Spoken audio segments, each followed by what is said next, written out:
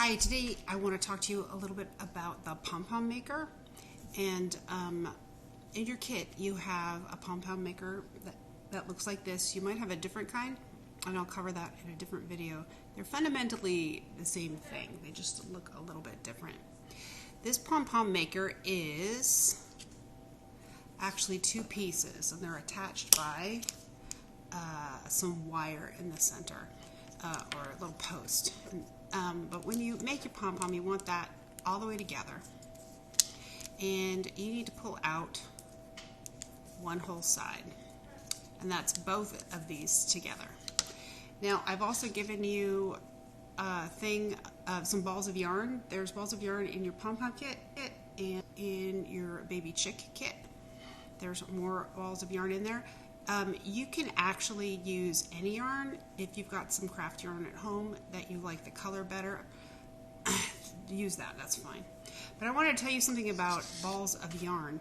So yarn is funky stuff. It's wound a certain way, and it typically can be very tangly and awful, especially for kids. So I want to tell you the secret of balls of yarn, and this is the same thing applies to yarn that you buy at the store. Now I have a yarn winder, so I can take a big skein of yarn and wind it into smaller balls, and they come out kind of perfect, which is nice. So every ball of yarn has two ends. It'll have an end that is on the outside right here, but there's also an end that comes out of the center of the ball. You saw just a minute ago I kind of pulled out a bunch of stuff until I found the center, and then push back the extra. You want to pull from the center of the ball. If you pull from the outside, the ball's constantly going to flip, and that's how your tangling happens. This center thread will probably fall out, and then the two ends will tangle. It's just a pain. But if you use the center thread, you will avoid all of that. What you're going to do with this maker is just hold one end, and you're going to wrap around this. Oh look, I already got a tangle. Wrap around this arm. If you get a tangle, it's good to stop and kind of work it out before it gets tight. The more you pull on it, the worse it will get. So you don't want that to happen.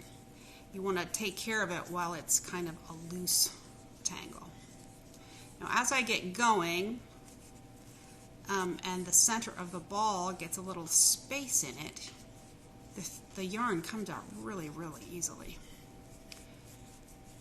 Now I was kind of guessing on how much yarn you would need to make a pom-pom. Some of you got pom-pom makers that were kind of small, and some of you got bigger ones like mine. There's no better size pom-pom makers, they just make different sizes. The ones I purchased were kits of 4 sizes, and I just kind of randomly put them into the pom-pom kits. So if you sign up for more camps, more than likely you will get one for every camp, and more than likely you'll get more sizes. Now I want to be careful because I need to make a whole pom-pom out of this skein of yarn, or this ball of yarn, and so I don't want to use it all up because I still have to wrap the other side. Now if you have extra yarn at home, you can actually be pretty generous with your yarn, but I am actually going to stop right there. And this end, I'm just going to tuck it in. It doesn't really matter.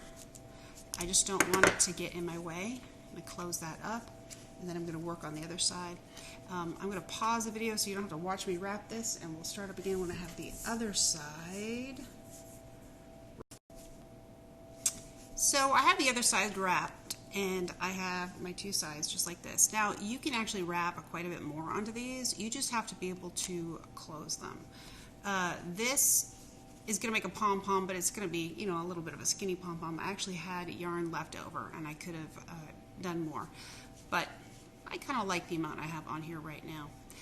You can actually wrap them so much that they're really it's really hard to close, which is fine. The other thing you have to watch out for is when you wrap these, sometimes yarn gets up and over this little thing right here, and you don't want that to happen. You want to make sure the yarn goes around and underneath it, and same with here. It's a pretty common mistake for kids to get loops up and over that, so watch for that. You close it up. Now with it closed, we're actually going to cut all of the yarn. You might think that the yarn is all going to fall apart and fall out, but if we keep it closed, it won't. You'll need some sharp scissors or strong scissors. If you kind of use dull scissors that can't cut through several strands of yarn, it can be pretty frustrating. Actually, I'm using sewing scissors, but believe it or not, the kids' Crayola scissors are actually pretty good. Okay, so you end up with something that looks like this. At this point, you need to tie it. Now, my favorite string to tie it with is a waxed thread. And inside your kit, inside your kit, you have a little bag of waxed thread. You can just tie this with yarn, actually. It doesn't really matter.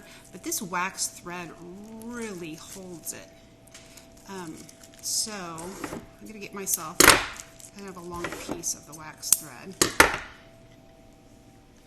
And the thread, or piece of yarn, is going to go in this space here all the way around.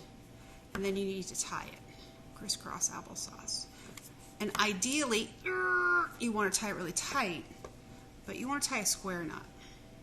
If you tie a granny knot, it may come out.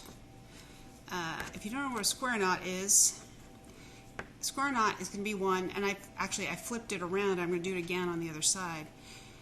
When I cross these threads, this thread is going behind this thread, and I'm looping it around.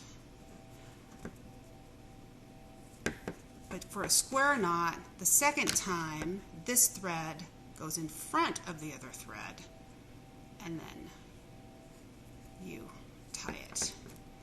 A granny knot is one where you put the thread behind and tie it, and then put the thread behind and tie it. You tie it exactly the same both times, and those knots actually slip out, whereas a square knot will not slip out. So once I have that tied and I've got these extra threads, sometimes you want to keep these because then you can tie your pom-pom to things. Other times you want that gone. Once it's tied, you can go ahead and open this up, but also pull it apart, and that gives you your pom-pom. And this is actually pretty full. Now, if for some reason you missed a couple of strands and they didn't get nipped, which happens sometimes, you won't be able to tie it. It'll be obvious that there's a problem, and you just have to make sure you nip them all. Now, all of the advertisements for these pom-pom makers show the most pure, perfect, beautiful, spherical, lovely pom-pom, which this is pretty good, but it's not that perfect. All pom-poms actually need a certain level of trimming to make them to that level of perfection. And this is kind of a thing that the kids like to do, but it makes a mess. So you need to do it typically over a trash can or over a box or container of some sort. You don't want this all over your floor. As you go, you gotta give it a little shake and find out where the taller bits are. Anyways, I won't work this all the way through for you. It's kind of boring in the video. And I think I would have preferred to make this pom-pom a little bit fuller. But trimming it down into a smaller pom-pom will give you a fuller, rounder thing. It's the nature of making spheres that some of these strands end up being longer than the others. The fuller your pom-pom, the more likely you are to have uneven yarn bits sticking up, and that trimming becomes more of a issue to make it look very even. Anyways, I didn't do a great job on that. I think I just made it worse. But It's an art form. I find that the kids who make a lot of pom-poms get really good at it, and they can make super perfect spheres. Anyways, there we go. You know, why do I like making pom-poms with kids? You know, I'm primarily a science teacher. I do a lot of crafts, but, you know, we're raising a whole culture of makers, and a maker needs to know how to use a tool, a hammer, a nail, a pom-pom maker.